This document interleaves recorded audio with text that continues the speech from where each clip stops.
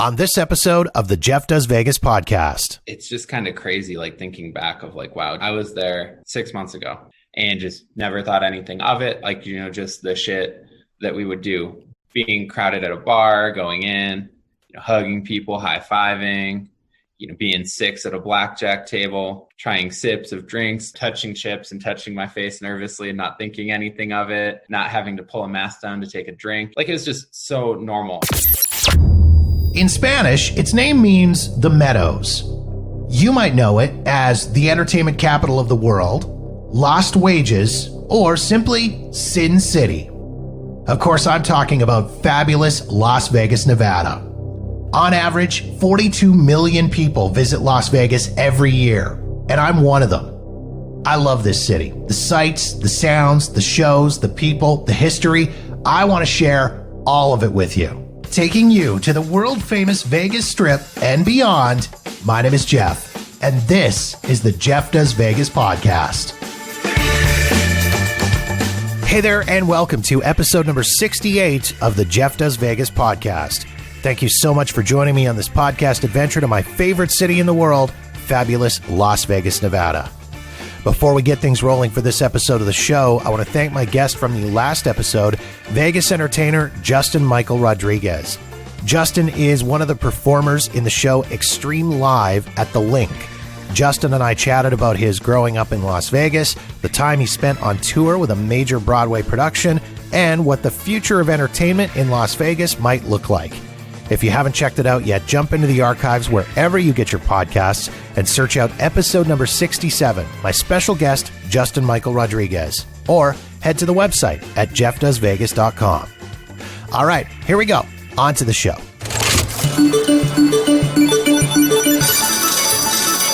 Sergio Portazan is the creator of the website Viva Las Value, an awesome site jammed with tips and tricks on how to do Las Vegas on a budget.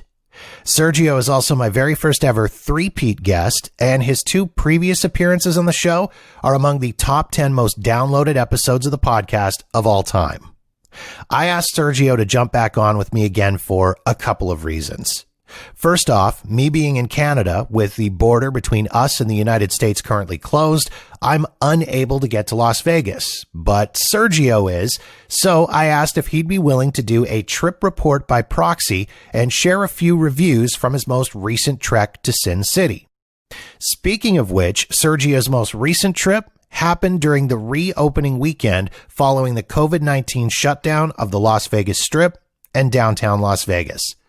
As such, I wanted to talk to him and get his thoughts and feelings about being there, get his opinions on how he thought Las Vegas was doing, welcoming back visitors, and, most importantly, whether or not he'd be heading back down for another trip anytime soon. Please enjoy my conversation with Sergio Portazan of Viva Las Value.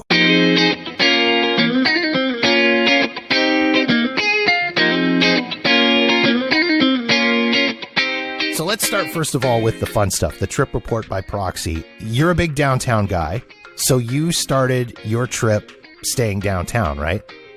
Yeah. So kind of decided I wanted to split between downtown and the Strip to just kind of see how they were differing in COVID and to kind of get a little taste of both. I also went with my boyfriend and it was his first time, so I wanted to kind of give him both and see what he liked more. Mm-hmm. So I lucked out and won actually the free flight from Derek Stevens. Yeah. And I really lucked out because I got a Southwest flight. So even better than, you know, being stuck on, I thought it was going to be a Allegiant one because I know they have a partnership or Spirit or something. Yeah. But Alex actually got one too. So there were a couple out of Denver. There was a Frontier one as well as Southwest. Unfortunately, we weren't able to get on the same one, but the communication. So he ended up just flying out on mine because Southwest is flexible.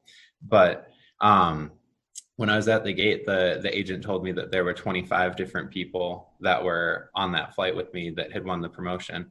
It was really scary because my name came over the intercom and they're like, Sergio, come to the desk. And I'm like, oh my God, that's me. What happened? What did I do? And apparently I was the only one that had checked a bag out of that list. So that's how they had my name to call. Mm-hmm. And they didn't have a way to track. We were all on the same reservation. So the D handled the check-in and did all of that, which was a little unnerving for me because I didn't really have any proof other than an email from the concierge at the D saying that I had this flight until I got to the airport, which is an hour and a half away, and gave my ID. And then, they printed it and it was all good to go. But that was pretty awesome. And the best part for my fellow low rollers out there is, since it was Southwest, I was able to get $50 of match play from the D for my free flight. Unfortunately, I lost both of them. The match play was pretty brutal this trip. So you almost kind of made money on the free flight, but not really. No. I guess I just paid the D $50 for my free flight with that match play. So you started at the D. Now, I've never stayed at the D. I've never stayed downtown. So for my listeners that maybe have never stayed downtown or never stayed at the D, and this is kind of, you've stayed at the D before, right? Mm-hmm. So this was kind of a weird, different kind of experience of staying at the D versus what you would normally experience. But for those that are not familiar with the D, fill everybody in kind of on the hotel and what the experience is like. I think kind of you have to recognize the D in comparison to the Golden Gate, which of course is Derek Stevens' other property. And if you gamble much, if at all, with Club One, which is their players program, and you can be getting, easy comps at the Golden Gate, but those rooms suck. I'm the furthest from a snob. All I need to do in my room is like shower, shit, sleep. And, I'm only sleeping for like 5 or 6 hours. So I'm not picky at all, but the Golden Gate is the one place I won't stay even free. It's just, the walls are thin. I've had some real bad hangovers there, which doesn't help, but it's just brutal. Like, so if I can't handle it, I can't recommend it in good faith to anyone. Mm-hmm. But the D is miles above. And the rooms are pretty decent. I mean, it's nothing super remarkable. It's probably, I would say, comparable to like a Bally's, Harrah's, kind of like mid-low range, nothing too fancy. Mm-hmm. Good options and stuff.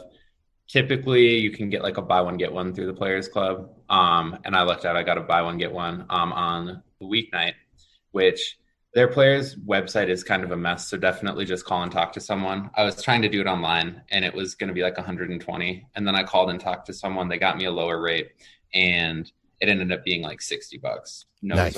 No resort fee since it was comp. So mm-hmm. Great deal. The resort fee is $30 a night, which kind of sucks downtown. Mm-hmm. You're just like, ugh. So that had kind of kept me away before, but really, I think after this stay, it's going to be at the top of my list for downtown. Mm-hmm. I haven't stayed at the Nugget. I've been in a room in the Grand. I would say those are probably the top 3 downtown. If you want a nicer room, Four Queens and Binions are completely serviceable. No resort fee. They're, I'd say, just kind of old and bland. Kind of reminds me of like a hotel cot in the 80s over there. Right. But the D definitely has the energy that casino does. One thing that's kind of weird is getting in the elevator. You don't get to press a button. There's someone who stands there and they ask what floor you're on, and then they hit it and it points you to a different elevator, which is kind of a pain when you're going back late at night and drunk and just kind of waiting. But it is unique there. But pretty quiet rooms, can get some cool views. I could see the downtown Grand from mine. It's nothing super special, but I like the D a lot. I like the view bar, so it's great to just be able to go right upstairs. And they have, do they have pretty decent amenities as far as food and stuff on site? And I know I was excited about the D because they had just opened right before everything kind of shut down. And I was looking forward to going and checking out their Bar Canada, which is their new Canadian bar. Yes. Did you get a chance to go check that out while you were there? I finally did make it to Bar Canada. Yeah. And it was pretty cool. They had it was a bummer gambling wise because they did not have the bonus poker progressives there, mm-hmm. which was a little disappointing because I love doing that at V Bar. But I think I ended up playing Deuces Wild with the progressive. But they had 4 different like Canadian beers on tap, which is pretty cool. Mm-hmm. So they had some, I think they had Blue, of course. Of course, and then they had 2 Unibrow. They had Fin du Monde and another one, which I was kind of surprised that they had such a boozy one there. Yeah. But they had 2 of those, and then I think some like Canadian craft brewery that I'd never heard of. They didn't throw in like a standard Molson Canadian or anything like that in there? I think there was a Molson too. There was a Molson, I think. Yeah, because I feel like if you don't put Molson Canadian in a Canadian bar, either Molson Canadian or Moosehead, you have officially failed as a Canadian bar. I would say they definitely have the kind of the spread, but I was impressed as a craft beer guy that they had the two unibrews, and service was great there. It was pretty slow. And the one complaint I had beyond the video poker being not as great at pay tables, the lights above kind of shine down and are hard to like look at your screen. Mm-hmm. It's like a gambler did not design Bar Canada. Right. Beautiful bar, very elegant. If you take away the video poker, amazing. But when you're trying to gamble, it's like, oh, come on. Lights shining down. Yeah. I know Derek Stevens was talking. I remember when they were launching that and putting it all together, because the D does a fair bit of stuff with the Golden Knights, and they do a lot of downtown watch parties and things like that for the game. So I think that was kind of their plan, was to get all of this stuff going for the tail end of the NHL season, so that when playoffs went, I mean, this would have been, us Canadians who love our hockey, this would have been the destination. Like, again, I've said before, I'm not a big downtown guy. I would go downtown to watch hockey in a Canadian bar with a bunch of fellow Canadians. I think that would just be an absolute blast. Yeah, I feel like I didn't get the full experience without the NHL. Yeah. But I definitely would like to check that out. In terms of other amenities, I think that would be my one knock against the D compared to some other properties downtown, is the food options aren't too great if you're one of the like strictly stay on property. Of course, downtown's so walkable, you can go anywhere, and sure, I don't really eat too much within the properties, but the D Grill, which is like their coffee shop, was closed. They hadn't reopened yet, which was unfortunate. Mm-hmm. And then there's Andiamo, which is like the fancy steakhouse that I've never been to, and American Coney Island, which is very regrettable, but very good. Cheap and good value. And then there's the McDonald's, but you can't use your comp dollars there. So where I always end up using my comp dollars, because they're pretty generous, I'll get like 15 from the Golden Gate and 25 from the D typically, is that Project Barbecue food truck. And it's kind of by Circa, and they got pretty good stuff there. It's definitely overpriced if you're not using comp dollars. I think it's like $13 for like 3 tacos, but right, you can load up and get like a nice like meal, drink, or meal and dessert with the comp dollars. So that's what we ended up doing both days. That's not too bad. Then, as far as your gambling downtown this time around, how did that work out for you? I know you're a video poker guy in a big way, and I mean, you always seem to do okay with the video poker. How did it go for you this time? It wasn't great. It wasn't ugly. No royals, and no premium 4 of a kinds really, or straight flush or anything. Kind of enough 4 of a kinds to keep treading water, but not enough to come out ahead. The part that was really brutal, did a American Casino Guide coupon run, and I think I hit 2 match plays total, and one of them was $10, of course. So it's just like it was a pretty rough run. The first 2 days, I think I lost the entire bankroll each day. Yeah. But then I kind of had a good day where I hit a few, kind of squirreled some away, didn't get around to all of it, and that kind of kept me middle. So I lost about half the bankroll this trip, which wasn't too bad. Luckily, some nice Viva Las Value followers like sent me some money to make bets for them, and that kind of helped me keep afloat and got me back in. So there was kind of the day I turned around and made it out alive, but nothing too remarkable either way with gambling. I'm sure we'll talk more about the plexiglass dividers and things like that later. Yeah, yes, definitely. And then you spent, was it 2 nights you said at the D, mm-hmm. and then you jumped over to the Strip to get that Strip experience. And you did the Flamingo, which is one of my favorite properties on the Strip. It's just, I mean, the location is always great. The rooms are what they are. They're comfortable enough. And I mean, it's a great spot to be. So your Flamingo experience this time around, how did you guys enjoy it? I'd say pretty on par with any Flamingo experience. Like, I'm a fan. I know some people knock it, but if that's where your standards are, which is where mine are, great stay. When we got there, it was really crowded at check-in. with social distancing definitely like made it look longer, but it was moving really slow. So I normally try to go and like charm the person checking in and get something better. But I was just like, you know what? We're in Vegas. Like I want to gamble, walk around. So I did the self check-in. And of course, as you'd imagine, floor 12 had a strip view and I got to look at the pool. So it was got what I expected, but it was pretty cool to do that. Like I had Alex stay in line while I did it and he hadn't moved. And I came back with the key, and if everyone around him was just like ready to kill me. So, I was like, hey, go do it over there. But that is kind of cool. I was surprised they weren't using that more actually with COVID, but room was cool. The pool was really, I think they're at like half capacity or something. So we were going to go check it out, but neither of us are big pool guys. There was a big line and we were just like, fuck this. We'll keep going. And then up and down the strip, you guys hit a few restaurants and a few spots along the strip as well? Yeah, it was interesting with restaurants. A lot of stuff was closed and it was actually kind of difficult to find a place to eat, especially downtown. I forgot to mention that. Yeah.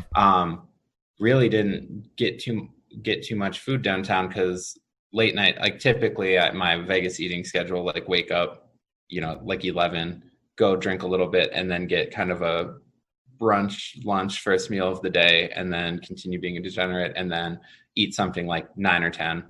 And White Castle closed at 10. Really? There you go for what downtown was like. It was definitely slow. It was, I think like 2 a.m. And I was just like, God, I haven't eaten anything today, like since my burger at the airport, like it was bad. And we were just going everywhere. Like I'll settle for anything. I was going to do White Castle. The line at Coney Dog was like out the door. It's like, fuck, I need food. And finally we stumbled over to Downtown Grand and Freedom Beat was open for a takeout. So you had to order at the bar and you couldn't eat at the bar, but they had the seating area open. Yeah.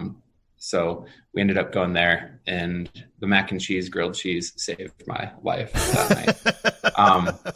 But on the strip, we went to Chino Poblano and it was just like booked out.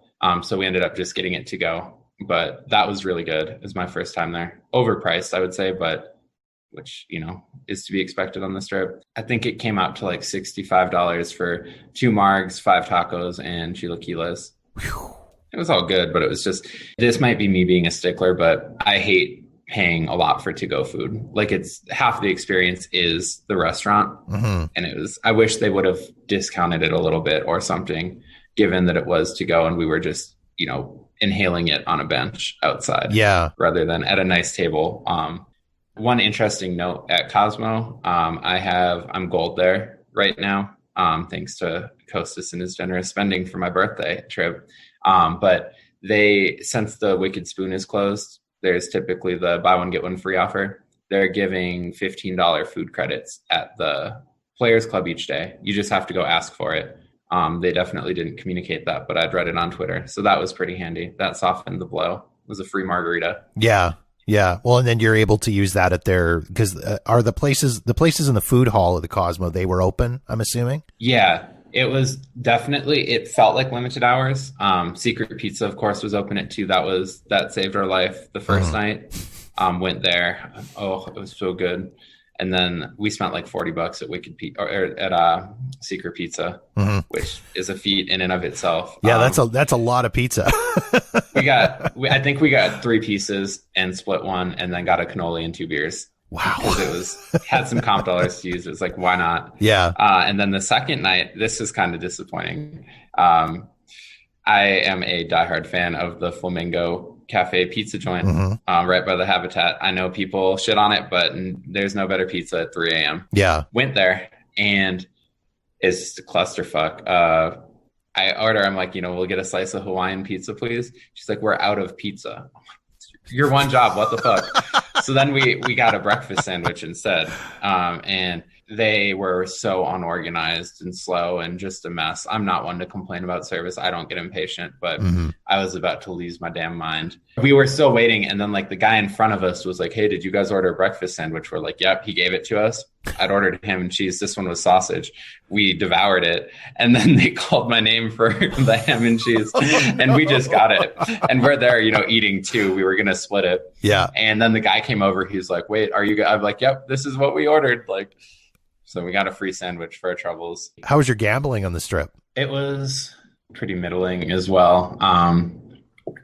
Went to Chandelier and wanted to play video poker there the first night, and it was packed, just so crowded. People, right next to each other, not wearing masks, so just noped right out of there and kind of fucked around on slots a little bit. Had one of those sessions where I kept putting $20 in and not hitting anything and getting pissed and thinking I was due, and then finally hit, I think like four fours or something. And it was enough to kind of get me back in. And basically, I won $100, but I was down 80. So it kind of evened out. And I was like, cool, I'll call that a win, because I got 3 free drinks at the Cosmo. So we got they didn't have the specialty menu available at the bar, and I asked him, I was like, "Hey, do you still do the 2-for-1 specialty deal there?" And he was busy, and then ultimately I was just like, "Hey, I like bourbon, I like weird stuff, what can you make me? Here's 2 drink tickets." And then he's like, "Oh, I only need 1." So we got 2 of those to go, and it was pretty good. But yeah, just enough hits to kind of keep it going. Nothing big enough to like bank and say, "All right, we're going home a winner." Nothing too brutal. It was just treading water, really. Yeah. Now, do you think that it was, because I mean, the big discussion, and we'll get a little more into the COVID discussion here in a bit, but I know a lot of people were thinking, are they going to turn around and be a lot tighter on the slots or a lot tighter on the machines after having been closed for, 78 days or whatever it was that they were closed? Are they going to be a little bit tighter? So do you think it was a case of things are a little bit tighter, or was it just, everybody has shit luck once in a while? I mean, honestly, compared to some of my past trips, this was coming out with half of my bankroll was pretty good. Yeah. I mean, like I said, there were no big winners, but it really wasn't too brutal of a loss. The table games were actually what got me. I think I did. Machines were pretty decent. If I would have stuck to my limits, I could have probably walked away with the profit a decent amount of time, or at least even. But I don't buy into the whole slot thing of like, oh, they're gonna make it tight. It's a lot of work to go in and adjust the RNG and do all of that. So it's like I don't think that they necessarily did that. Pay tables were the same on video poker, which is always kind of my barometer for that. Mm-hmm. The D still has the progressives, full pay bonus poker. So I think everything was about the same as when I left. I'm not too superstitious when it comes to it, though. Like you said, it's just like shit luck. What can you do? Yeah. Did you notice? Because something that I've seen people commenting about is it seems like the limits on the table games seem to be a little bit higher. Some people were saying they were having problems finding those low limit tables. Yeah. So this I feel like I can definitely talk to. Downtown, which is, always kind of the mecca for low rolling table games, really wasn't as bad as I expected. The $5 tables were difficult to find at most times, but $10 tables were pretty abundant, and that's palatable for me. Not my favorite, but I can do that. Still 3-2 at the D in Golden Gate. I was actually shocked because I did find a $5 blackjack table at the D on, it must have been Friday morning, or like kind of late morning, early afternoon. And they did bump it up to 10 while we were there, but they grandfathered us in. And, I turned to Alex, I'm like, we are not leaving this table. And then we left that table when I lost $100 at $5 blackjack. But I was really pleasantly surprised to see that because, of course, being limited to 3, I was afraid we were going to see green chip blackjack minimums or something. But, $10 is all right. Al Cortez had 10. I think, I'm hoping it will return to 5 at some point, but I would say 10 is the new 5 for right now. Kind of like you can find the $5 craps table if you go at, 9 a.m. or something. Yeah. I think that's what we'll see with blackjack for the foreseeable future. But $10 downtown. And then on the strip, there were still some $10 tables, but as you'd imagine, they were pretty full. And you're looking at 15. And that was kind of where I draw the line. I just can't bring myself to do 10 or $15 6-5. Yeah. So we played some $10 high card flush at the Flamingo. And that was another quick 100 for me. It was the last day, Hail Mary, hoping for something. Right. Alex had some beginner's luck and kind of broke even. But that was the only table that we could find open at the Flamingo that had 2 seats at it of any table game. Yeah. So that was, I think, the bigger challenge, actually. Right. For me at the Flamingo was finding an open table, just period. That wasn't, $50 blackjack or something. But downtown, it was pretty easy to find a table. Granted, that was weekday and we were at the strip on the weekend. So that could have been it. Fremont did look a little bit crowded from pictures I saw. But we didn't have any trouble the first 2 days finding anything at $10. I mean, pretty much any casino we walked in could find a $10 game, which was a big relief for me.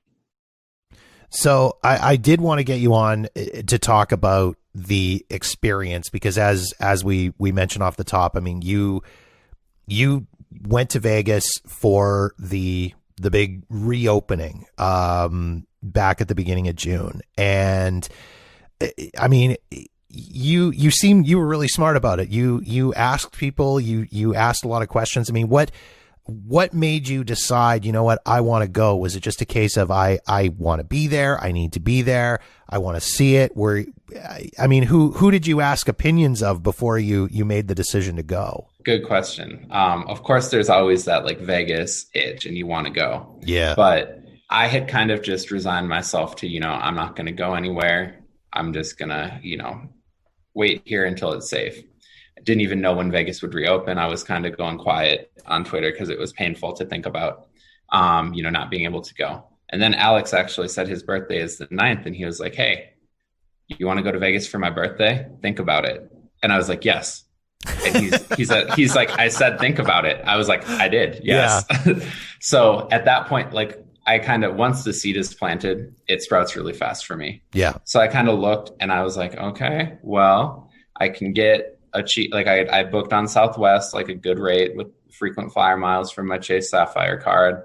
I had comp rooms at the Flamingo the whole time. So I booked that as a placeholder. And then I looked at the D and, saw the buy one, get one room on the weeknights with no resort fee. And then, got the free flight from Derek Stevens, which was just like, cemented it. But I, of course, wanted to be responsible. So I talked with a couple good friends first, and they were all like, yeah, like it's important to you, you should go. Then I talked with a couple like Vegas friends online that kind of run the spectrum of beliefs about COVID, and even the more cautious ones were like, hey, it makes sense. You're young, healthy, I wouldn't do it, but go for it. And then the final one, and really the biggie for me, was my mom, because she's a nurse and my mom. So, yeah, I was kind of, I told her, I was like, if you tell me no, I will cancel it all. And we talked about it, and she's like, you love Vegas. This is a historic moment. You'll never see it reopen again. Like it's never been closed. It'll be cool for you to see that. You've been there for a lot. You should go do it. Be safe, be cautious, but do it. So that was really all I needed to hear. And, went out, took all of the precautions. But I think for me, I'm a history major. So just, it was too much of an opportunity to pass up to see what that looks like. I love experiencing stuff, kind of getting those weird behind the scenes things and just kind of getting that new experience that no one's really had before. Yeah. So that was what pushed me to go. And I'm really glad I went, but I would be hesitant to go again for at least the next couple of months. So I guess the big question would be, because you had a trip, you went in, was it January that you were down there previously? So, I mean, not very long before everything went completely sideways. What were kind of the big differences that you really noticed between the time you were down there in January and the time that you were down for the reopen? It's just kind of crazy, like thinking back of like, wow, January was, I was there 6 months ago and just never thought anything of it. Like, just the shit that we would do. Yeah. Didn't think a thing of it, being crowded at a bar, going in, hugging people, high-fiving, being six at a blackjack table, trying sips of drinks, just being packed in at a bar, going in, being able to find something at 3 a.m., touching chips and touching my face nervously and not thinking anything of it, Right. not having to pull a mask down to take a drink, just like it was just so normal. And I think I will say that, to kind of preface the comments I have now and in the future, is like, I'm not a hypochondriac, but I'm also pretty cautious, and I take my social responsibility very seriously. Mm-hmm. And I didn't want to be spreading COVID to other people. Being young and healthy, I'm not too worried about myself, but with my job, it would be very bad if I had brought it back. And, I didn't want to be responsible and have that weighing on me. Sure. So that kind of informed my stuff. So I was wearing a mask as much as possible. I had a hand sanitizer on my waist, used that frequently, was distancing as much as possible, and avoided enclosed indoor areas. Mm-hmm. So that was kind of my mindset going in. I was being pretty cautious. I would say more cautious than probably 80% of the people I saw. Mm-hmm. But in terms of big differences, just crowds, of course. I mean, seeing Fremont empty at 3 p.m. on a Wednesday was pretty wild when we got in. We went to Cat's Meow and we're watching from above, and just seeing, hardly anyone was surreal. Uber and Lyft were definitely down. I think we had to wait like 12 minutes at the airport, and there were maybe only 10 other people waiting for a car.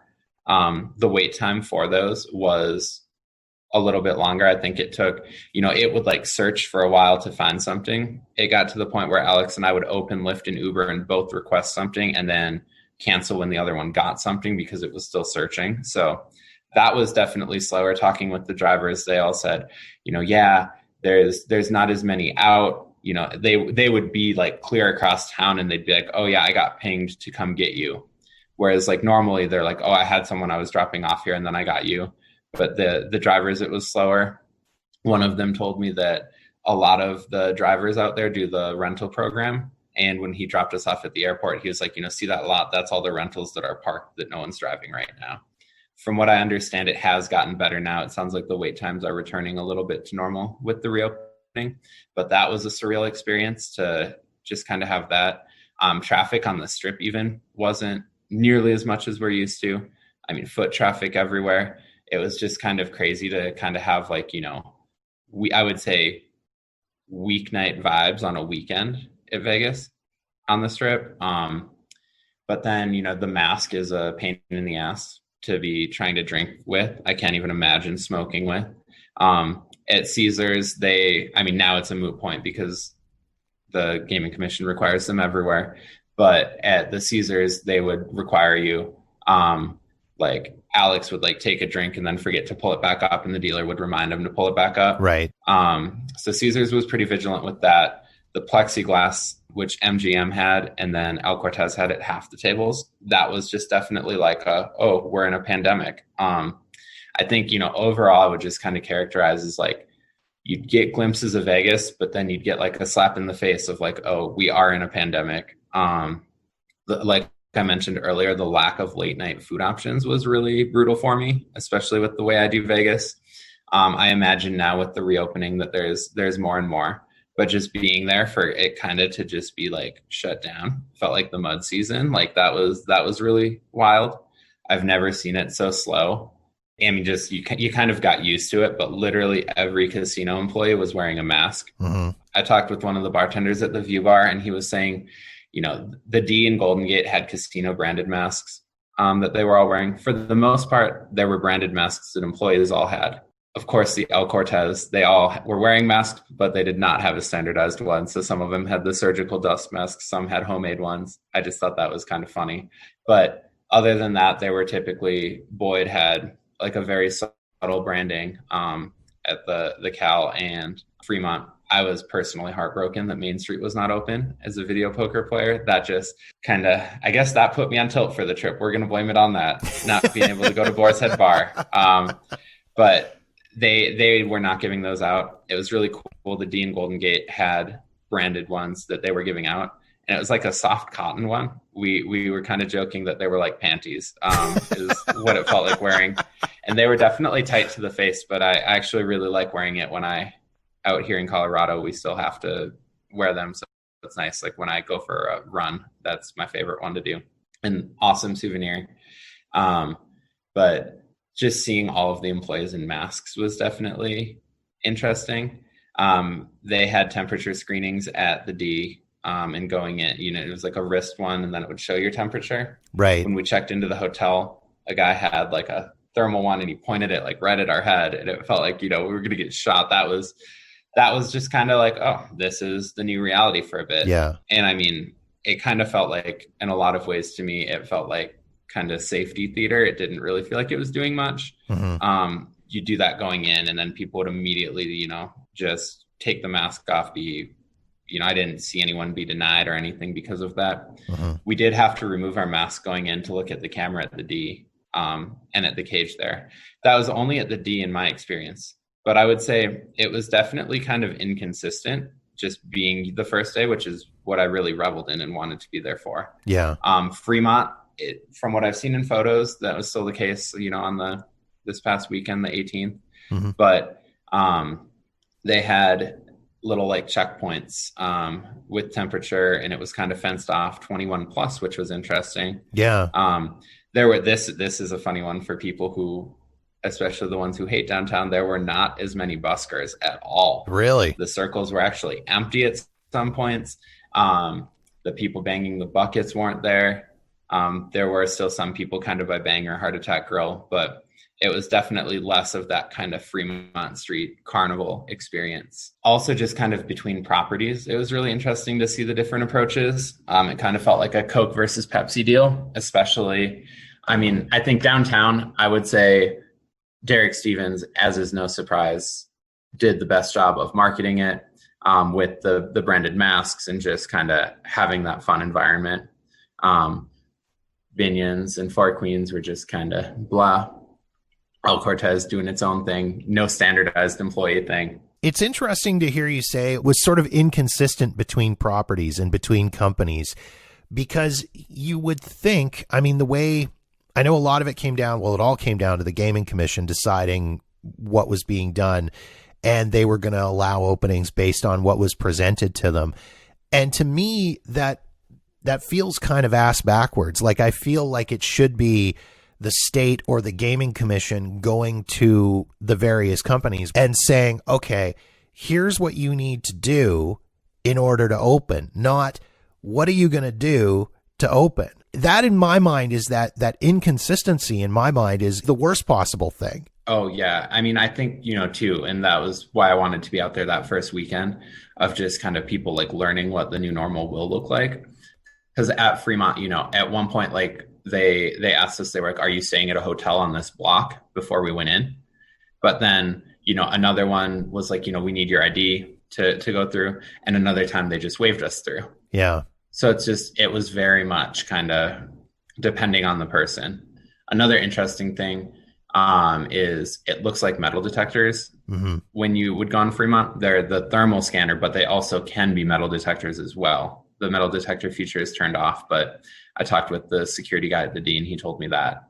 So he's like, whoever made that sure making some money right now. Yeah, no kidding. Yeah. It was the only times that I got temperature scanned were going into the D and Golden Gate. And when we checked into the hotel at both places. On the Strip, I didn't make it up north to win Encore Venetian Palazzo, so I can't speak to those. But there was no temperature screening going into any of the MGM or Caesars properties, although I understand that they were doing it when you checked into the hotel.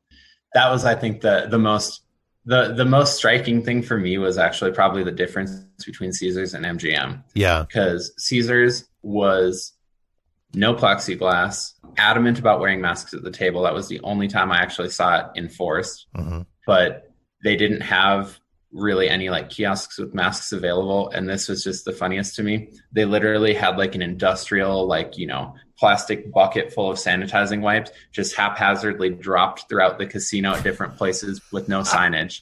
And it was clear what it was, but like there was no signage. There was nothing on the machines. Whereas at MGM, they had, when you came in, they definitely had signage and kind of on brand. They had kind of cutesy things of like we want to welcome you back safely. Keep your thoughts dirty, but your hands clean, like stuff like that. I mean, Nice. whoever, I got to give it, I'm not an MGM fan at all, but whoever is in charge over at M Life did a great job with their branding. It definitely felt more cohesive. They have kiosks when you come in with masks, sanitizer, and like a little info about social distancing and stuff. Mm-hmm. They have machines shut off with the little, like they had these little like kind of, it was on plastic, so it looked like it was just floating, and it said this machine is shut off for your safety. Mm-hmm. That was another really, and then they had half of their, or they had plexiglass at the tables, which then I don't believe they required wearing the mask. But again, it just comes down to the individual, visitors, and a lot of, despite all of that, walking through MGM and Caesars, most people had masks either around their neck or completely off. Yeah. Walking the strip, there were hardly any. So, it comes down to individual people. Mm-hmm. That was, I think, I can't believe I forgot to say this, just seeing the machines shut off was surreal. When we got off the plane, I think it set the tone for the whole trip. When we got off the plane, there was no sound at McCarran. Like, it was just quiet. All the machines were shut off. They were roped off. And it's just, you really take like just that kind of constant machine noise for granted. And, a lot of this stuff was closed. I think I probably took like 30 pictures, just like, walking to baggage claim, because it just didn't feel like McCarran. It felt like the Omaha airport at like 11 p.m., like when the last flight was coming in. Right. It didn't feel like Vegas. Fortunately, Liquor Library was open, so I was able to get my customary baggage claim beer. But actually, the bag was there by the time we got there, because I spent so long taking pictures and just being like, wow, this is it. And McCarran had some really cool branding. Kudos to their marketing department as well. Mm-hmm. This was surreal at the baggage claim. You know how it's normally like a hodgepodge of all the different ads? Yeah. There were two things. It was like it was kind of a red theme, and they had different like gambling related cutesy things like, they were like, avoid a full house, keep distancing, always split aces, be aware of distancing. Like they had just kind of cute, like little gambling related things. Right. And then just McCarran airport advertising. So it was very unified and slow there. So that was kind of cool. But just seeing the machines shut down was the most surreal. In terms of, we reopened at the D, which was just incredible. Because when we got to the hotel, and I will give another shout out to Derek. I promise I'm not a shill. Even though I gave him like, $400 this trip for all my free shit. He was giving out champagne to people checking into the hotel. We actually checked in really early, so we didn't get it, but then we heard and went back. Mm-hmm. It was definitely very celebratory mood there. And it was cool because the whole casino was roped off. Like, there were kind of like the walkways, and there was rope that said the D 6/4/20. I was there reopening Vegas, and they just kind of had those. And of course, I like to steal souvenirs. So I was like, how am I going to get one of these? Got 3 of them. Nice. But they were actually, we just ripped it off and went up to the room. Yeah. But they were cutting off little, like, it was repeating, and they'd cut off little, like, foot long things to give out to people. Right. Which I just thought was a really cool way to do it. They just kind of counted down from 10.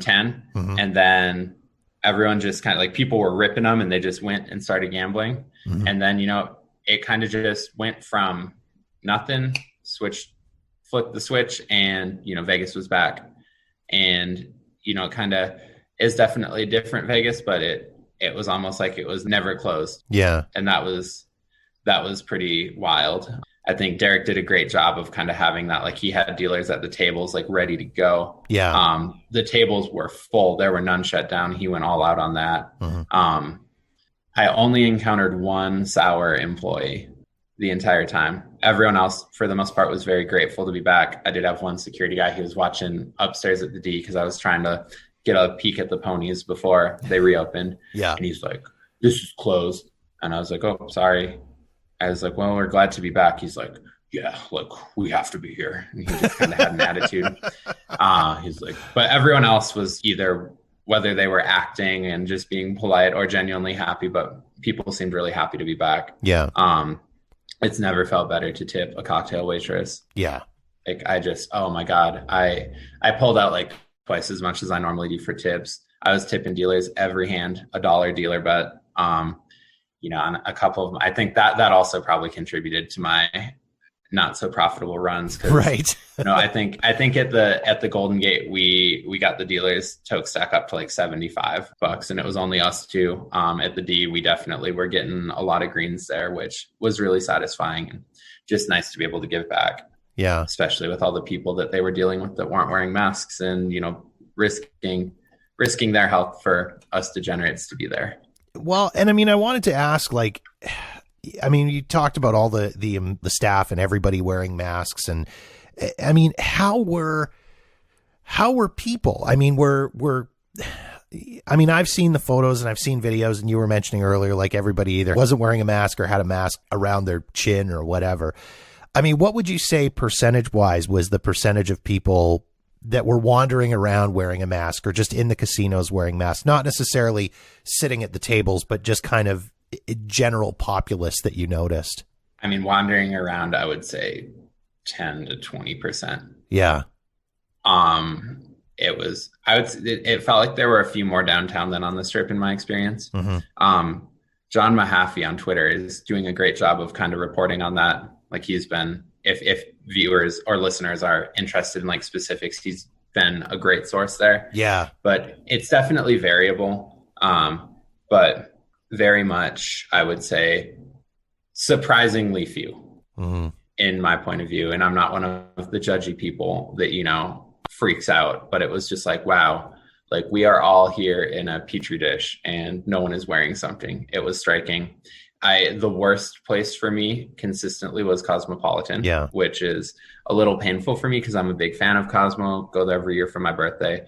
But I felt actually unsafe a couple times, like at Chandelier Bar. I think just going to make a generalization, but I can because I'm, millennial myself, but it just kind of felt like it was a ton of people coming there that were spending daddy's money and wanted to forget that there was a pandemic. The Chandelier Bar was packed full. There wasn't a single mask in sight at midnight on Friday, and people were hugging, packed in really close, maybe 3 or 4 deep to the bar, and it was just like, nope, I'm not going anywhere near that.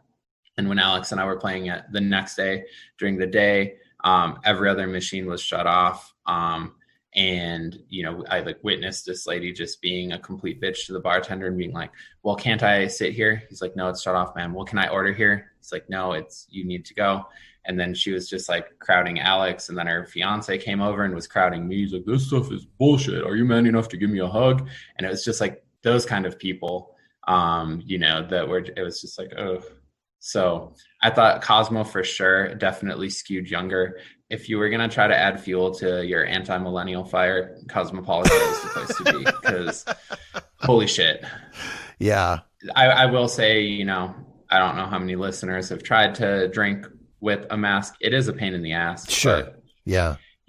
It was definitely less than I expected. And it kind of, I'll be curious to see how everything plays out with like Arizona, California, all the people going. Of course, Clark County is not reporting, all of the tourist people, but I'm going to be curious to see if we see outbreaks among the different properties with the dealers and kind of employees there, because I could definitely see it spreading with just people coming in. The Gaming Commission's order about having masks effective immediately is a little disconcerting to me in terms of the numbers. I think we'll definitely see a spike there. And I think it could be a hotbed just from what I've seen in my time. So, I mean, that being said, I'm glad I was there for the reopening. I joked with my mom, that's probably the cleanest Vegas has literally ever been. Yeah, likely. Since they, deep cleaned every machine. Like the carpets were spotless. There was no ash everywhere. It didn't even smell like smoke. But I think it's kind of a wait and see right now. I'm not as anxious and eager as I am to get out to Vegas. I'm not clamoring to book anything right now. I kind of want to see how it all plays out, and kind of what the ripple effects are with Arizona and everything. Yeah. So, I've been shying away on Twitter. I've, have a lot of thoughts. Obviously I've been rambling on here. I've been shying away from kind of saying something because it's, I think, a very personal choice. Sure. But I would say if you are at all nervous, hypochondriac, have pre-existing conditions, are in contact with people, I would avoid for now. We were talking earlier before the podcast. I'm like the last thing from a germaphobe. I'm eating flamingo pizza at 3 a.m. In my younger, less wise days, would just go around at the club and slam half drink things that people had left. But I was very nervous coming back and self-quarantined and did a test just for the peace of mind, because I was very much nervous, and that's not at all like me. So I would say, know yourself, but if that sounds like you're probably gonna have some regret for going, because I definitely did until the test came back negative. Mm-hmm. It's a personal choice, but if you do go, please just do baseline precautions. That's what we did, and we both came back in the clear and negative, which was awesome. But I think it's definitely because of those precautions. But yeah, just kind of a wait and see for now. I'm hoping. I don't know. I think it's very uncertain, but yeah. So I guess the question then would be what needs to happen before you would consider making another trip back? Is it vaccines? Is it treatment? Is it just people stop being idiots? Like, I mean, people are never going to stop being idiots. Yeah, but I'm not going to hold my breath on people not being idiots. No, but I mean, I guess it's kind of that discussion of what needs to happen for you to pull the trigger and book that next trip. I mean, I think for me, I need something compelling to go. Mm-hmm. Like, of course, it's fun to go to Vegas and I love it and want to do it all the time, but I'm not itching to go just because. Mm-hmm. Like, Circa reopening has me kind of tempted because that's historic.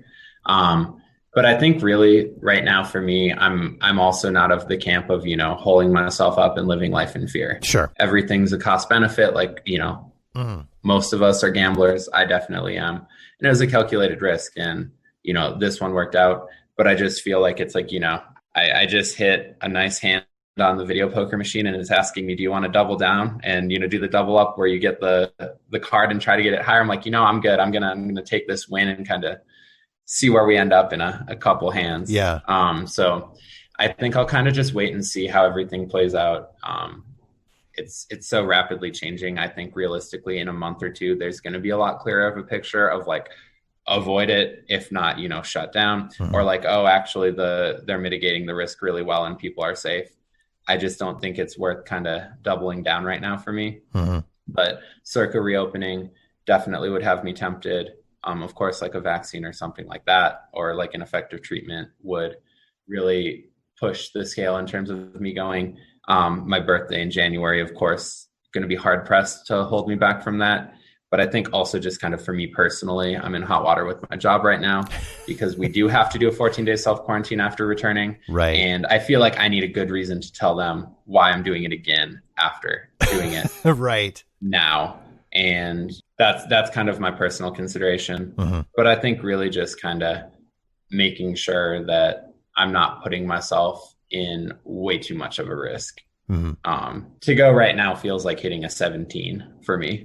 It's like, it's not the greatest hand, but I came out all right. I don't really want to just blow it. Yeah. Depending on what it looks like for the next, few months too. I think that's a big factor for people. Like, my big thing is gambling and drinking, and I was able to do that. Mm-hmm. So like, it was a good trip for me. But the people who are a big fan of shows and fancy meals, yeah, I mean, unless you get those reservations and make sure you get in, like I couldn't get a reservation anywhere at Cosmo, day of, which is my style. So it's like the restaurant dining experience is definitely different at like, half capacity and with the waiter wearing a mask and stuff. And shows obviously aren't a thing. Spas are kind of hit or miss. So it's like kind of depending on your Vegas experience too. Mm-hmm. It definitely wasn't the Vegas that I left in January. I think kind of the best example for that for me was Downtown Cocktail Room, one of my all-time favorites. And we went there. The front confusing door was not open and you had to go back through sip and tip. I think they took our temperature. They walked us in. They gave us a seat. Bar was spaced like, every other. So you couldn't really get that bar conversation, which is what I normally like. Mm-hmm. The menu was digital. You had to do a QR code and get it on your phone. They only had a limited menu of 4 cocktails, which like normally they have like 12 and they're all amazing. So it's just kind of a bummer. It wasn't the same for me. The gambling slots were fine for the most part. video poker, but like, you know, with the distancing, it was kind of hard to find a seat with Alex. And the table games, you know, with two of us being there, it was really hard to get like that fun table energy because there was only one other person in the dealer. And the big thing for me is the social aspect of having that fun blackjack table with like, you know, 6 people, everyone's cheering, high-fiving, rooting for the dealer to bust. Like that's what you chase, and you just can't get that right now. So it was fun. I'm glad I went, but I guess I'm more of the, like, I'm going to save up my money and make the next time better. And hopefully it will be more normal. Yeah. Yeah. I mean, all of that makes perfect sense to me. And I'm really happy that I was able to get you on the podcast to come on and talk about your experience down there. Because I mean, going to Vegas right now it's not even an option for me with border closures and mandatory quarantines when I come home and things like that. And I can spout off on Twitter and Facebook and my own thoughts and opinions all I want. But it's great to be able to have somebody who was actually there throughout the opening, who can actually tell me what it was like to be there. So I really do appreciate you being able to jump on and chat with me for this episode of the podcast. Thank you. Thank you for listening to me ramble for the past hour. It was great to kind of debrief with someone who gets it. And I will say, you know, of course, the obligatory, like, you know, this is my personal experience disclaimer. But if anyone's listening and kind of considering going or has questions or wants to hear more, I know there's always kind of those specific personal questions. My stuff is probably a little obsolete now, just with everything that I'm sure will go, because as we all know, it's a rapidly changing and developing thing. But I'm totally happy to answer anything as best I can. Shoot me a message or mention me on Twitter, and I'll happy to share what I experienced. Perfect. Sergio, thank you so much, my friend. I appreciate it. And as I say, I'm glad you're home safe, you're home healthy, and I appreciate all of your thoughts and everything for this. I really do. Great. Thank you, Jeff. It was great to be on. Thanks to everyone for listening.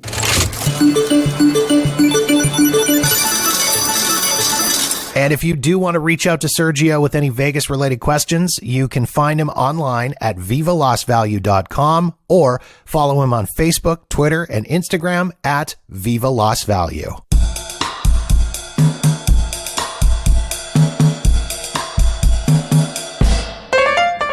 And that wraps up yet another episode of the podcast. If you've got feedback on this episode of the show, or any other episode for that matter, or you've got suggestions and ideas for topics you'd like me to cover on the podcast, please feel free to reach out to me via Facebook, Twitter, or Instagram at Jeff Does Vegas. You can also drop me an email directly at jeff@jeffdoesvegas.com. In the meantime, thank you so much for checking out the show. Be sure to subscribe for free wherever you get your podcasts so you'll know the moment new episodes are available. And don't forget to visit jeffdoesvegas.com for past episodes and show notes. My name is Jeff, and this has been episode number 68 of the Jeff Does Vegas podcast.